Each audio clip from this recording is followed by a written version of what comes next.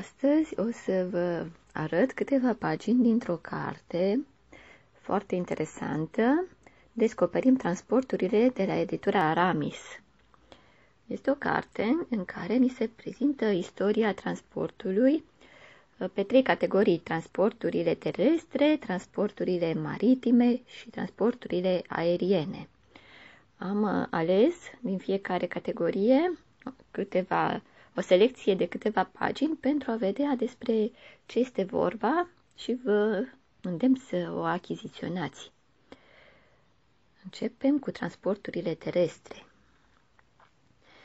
Avem aici informații despre diferite mijloace de transport pe uscat, inclusiv sânii, căruțe, despre istoria căruței, cum primele căruțe serveau la transportarea mărfurilor sau persoanelor importante, altele erau uneori folosite pe post de locuințe. În această imagine, una dintre primele căruțe cu roți pline, cea din stânga sus. Cu ajutorul căruțelor, oamenii transportau încărcăturile grele. Căruțele cu 4 roți ale galilor erau ideale pentru călătoriile pe distanțe lungi. Ele adăposteau bărbați, femei, copii și mărfuri. Primele automobile. Primele vehicule cu motor, care nu erau trase de cai, funcționau datorită unui motor cu aburi. Ele nu se deplasau cu viteze foarte mari. Deci primele vehicule aveau motor cu aburi. Uitați, pe această pagină descoperim informații despre primele camioane. Pentru a porni motoarele primului camion, trebuia acționată o manivelă. Mai târziu au apărut accelerația și cheia de contact.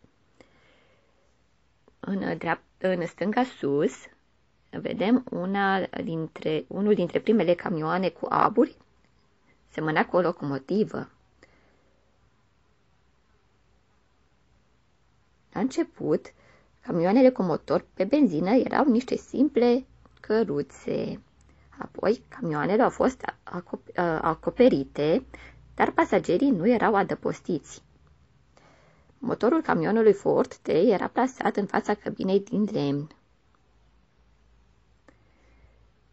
Echipamentele pentru construcții. Vedem aici, excavatorul se deplasează pe șenile. Cupa de la capătul brațului său ridică pământul.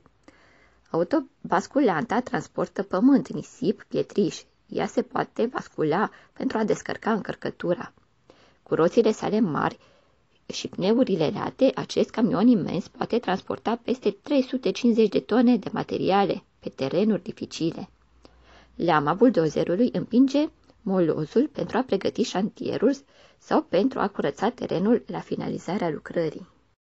Călătorind la bordul primelor trenuri, în ciuda spruncinăturilor, a prafului de cărbune, a scaunelor de lemn înguste și grele, călătorii preferau mai degrabă călătorile cu trenul decât pe cele cu diligența.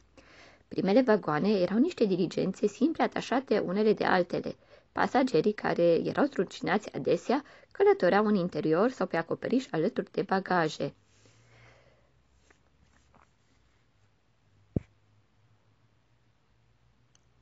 Pasagerii cu o situație financiară modestă beneficiau de un loc mai mic, dar nu pe acoperiș. În cazul primelor trenuri, lumina era asigurată de lămpi de gaz, iar încălzirea cu apă caldă era furnizată la fiecare oprire.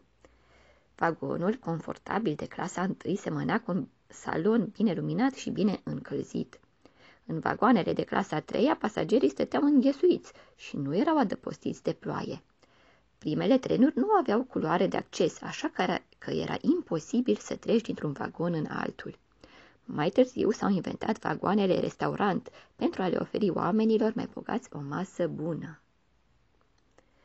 Primele linii de căi ferate. La început, vagoanele au fost trase de cai, iar apoi de noile locomotive cu aburi.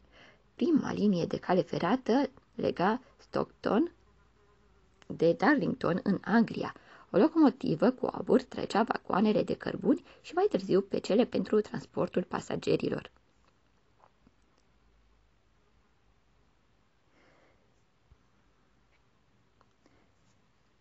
primele șine, cele mai vechi căi ferate erau sub forma unor simple bucăți de lemn așezate pe platformă pentru a ghida cărcioarele din minele de cărbuni.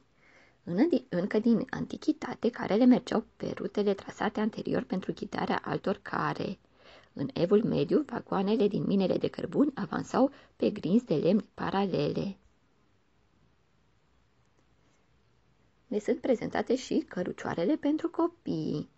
De obicei, copiii erau purtați în brațe sau în spate de către mamă. Inventarea căruciorului a ușurat transportarea lor. Dați în stânga sus un bebeluș african care este dus în spate de mămica lui într-o bandă largă de țesătură. În dreapta sus vedem unul din primele cărucioare pentru bebeluși. El transporta copilul unei ducese engleze. În mijloc stânga, copilul indian era înfășurat într-o piele de bizon fixată uneori de flancul calului.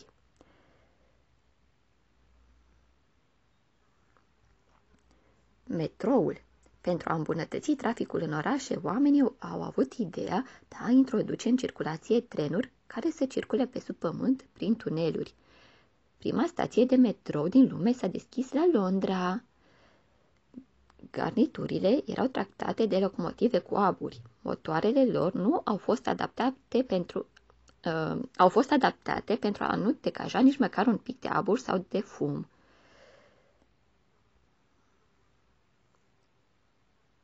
Metroul s-a dezvoltat în toate marile orașe ale lumii. La orele de vârf, numărul de pasageri este impresionant.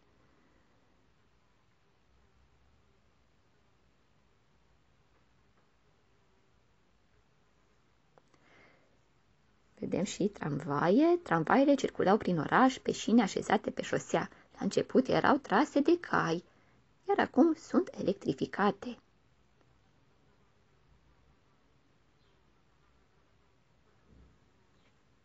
Bicicletele ne mai sunt prezentate. Economice și nepoluante, bicicletele sunt din ce în ce mai rezistente și mai ușoare. Ele sunt adaptate diferitelor moduri de utilizare a cicliștilor. Bicicletele pentru copii sunt asemenea celor pentru adulți. Ca măsură de siguranță, ei trebuie să poarte o cască de protecție. Pentru deplasarea întregii familii s-a inventat tandemul, la care se agață bicicleta copiilor. În stânga, jos, vedem imaginea. Bicicleta pentru cursele de pistă este îngustă și bicicletele pentru cursele de pistă sunt înguste și ușoare. Ele permit doborârea recordurilor de viteză. Biciclete din toată lumea. Chiar dacă ne aflăm în epoca mașinilor și a trenurilor, bicicleta a rămas un mijloc de transport economic și indispensabil în toate țările din lume.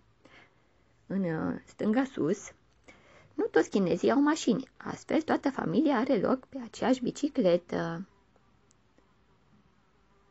În dreapta sus, vedem un vânzător vietnamez care își transportă pălăriile în partea din spate a bicicletei sale. Sub el este un vânzător de ziare, care tot așa își duce ziarele pe portbagajul bicicletei.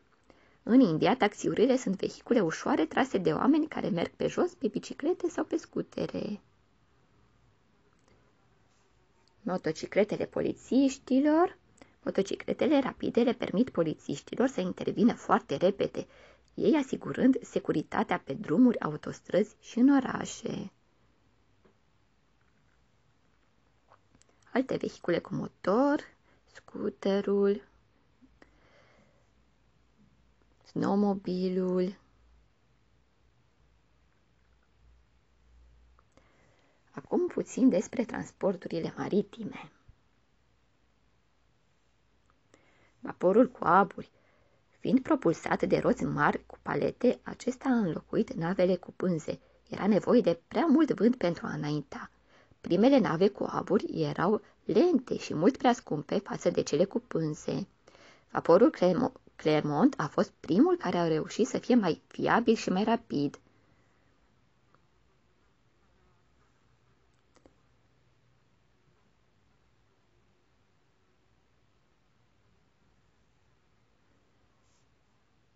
croazieră la bordul unui pachet,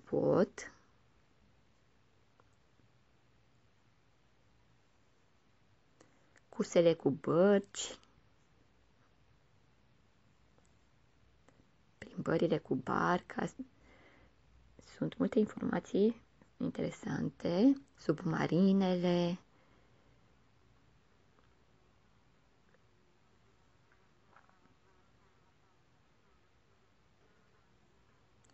și câteva pagini despre transporturile aeriene. Un avion de pasageri, avioane cu reacție,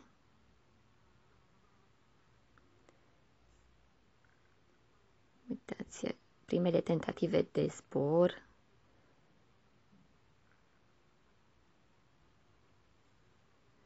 baloanele de pe cer,